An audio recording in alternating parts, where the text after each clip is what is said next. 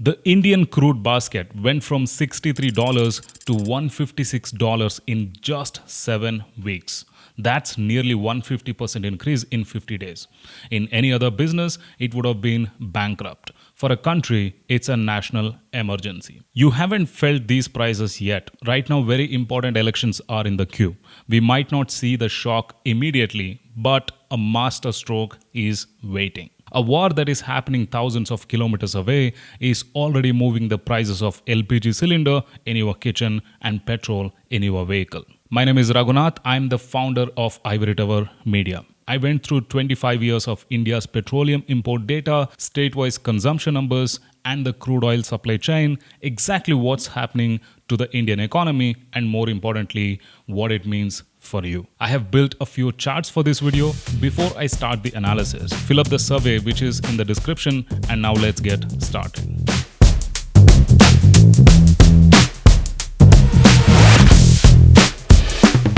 Let me show you historical data. As per the Ministry of Petroleum, since 1999, India's imports have only been increasing. There is only one small dip during COVID lockdown. Even that number was very high. 2025 was the all-time high, around 300 million metric tons of oil imports. That is the first story of Indian economy. India's oil dependence on other countries. India imports over 87% of its crude oil. Today that number is touching 90%.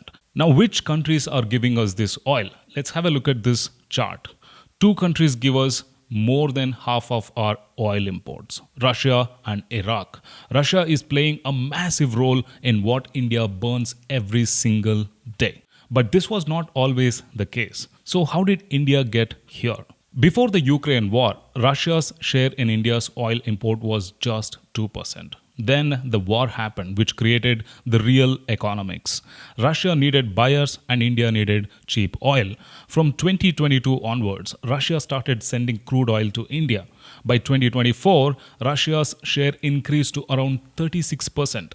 India got used to those discounts until Trump said, no, you cannot import from Russia anymore. So for the time being, Russia's imports to India reduced to around 21% in February under US tariff pressure. But now with the Iran situation escalating, projections say Russia's imports not only could get back to 35%, which was normal, but possibly to increase to 40%. Now the irony in this whole story is, we spent few years building a Russia dependency to save money. And then the war in the Middle East has now forced us back to the exact supply sources that are under fire. Saudi Arabia, Emirates, Iran, and others. And you would never know when Russia decides to raise its prices on India.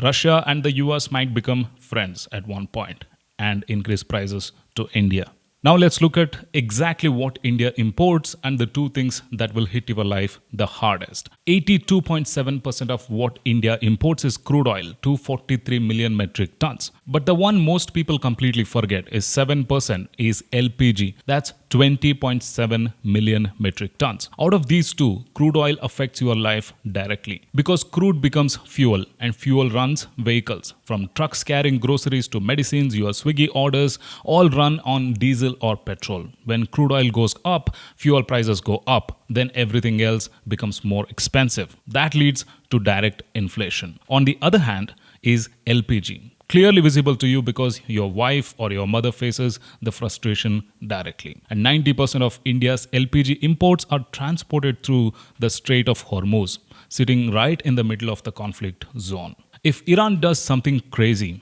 our LPG supply gets disrupted and cylinder prices go up not by small amount like 50 rupees, but possibly more than 200 rupees per cylinder. Now the real question is, which state gets hit the hardest? Let's look at the highest LPG consumption in India. Uttar Pradesh consumes the highest LPG gas with 377,000 metric tons per month. Maharashtra, Tamil Nadu, West Bengal, Karnataka are in the top 5. All these top states are going to face the biggest problems. Karnataka has already started facing this issue. Before you come to conclusions, here is a layer you need to understand about the southern states.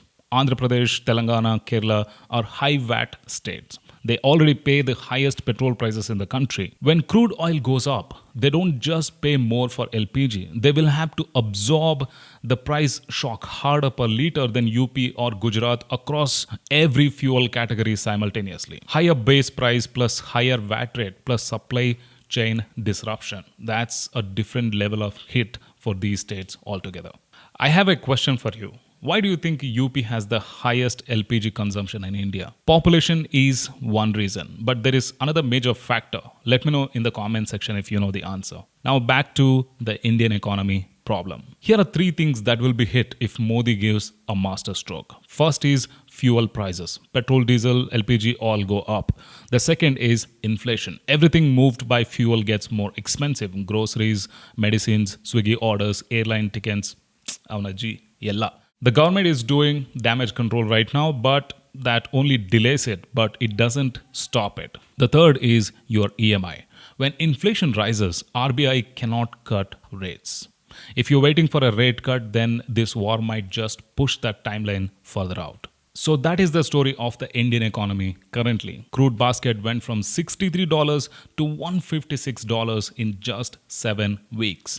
However, petrol prices have not given you the current shock yet. Let's hope for the best, and before you drop off, fill in the survey which is in the description. It takes only 2 minutes of your time, and I will see you in the next video.